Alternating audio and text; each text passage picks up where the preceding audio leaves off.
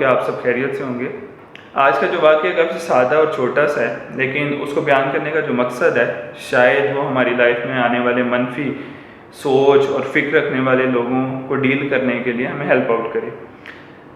دریائے چناب سے منسلک ایک گاؤں تھا، اس کے اندر بچے دریائے چناب سے مچھلیاں پکڑنے کے لیے پہلے اپنے گاؤں میں موجود ایک گندے نالے کے گرد جمع ہو کے وہاں سے سنڈیاں پکڑتے تھے اور ان سنڈیوں کو جمع کر کے سنڈیوں کی مدد سے مچھلیاں پکڑتے تھے۔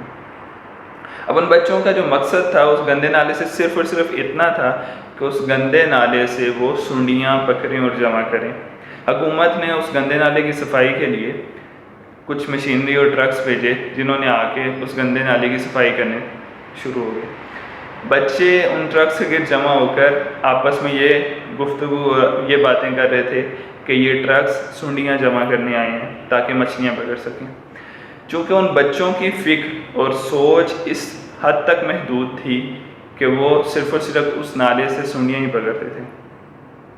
ہماری روزمرہ کی لائف کے اندر، روٹین لائف کے اندر اس طرح کے کافی لوگ ہمیں ملتے ہیں جو کہ ہمارے کسی اچھے اقدام یا کوئی اچھے عمل کو بھی نیگیٹیولی لیتے ہیں اور کہتے ہیں یہ اس کا مقصد کوئی اور تھا یا یہ کوئی نیگیٹیو مقصد ہے۔ وہ یہ نہیں ہوتا کہ آپ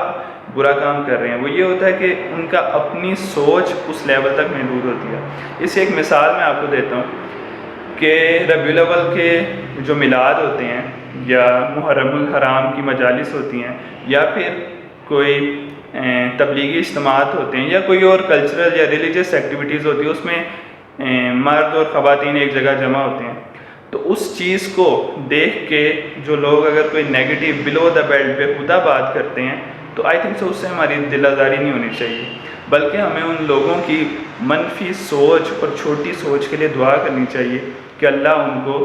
وسیع نظر دے اور مثبت چیزیں دیکھنے کی استطاعت حاصل کرے۔ شکریہ۔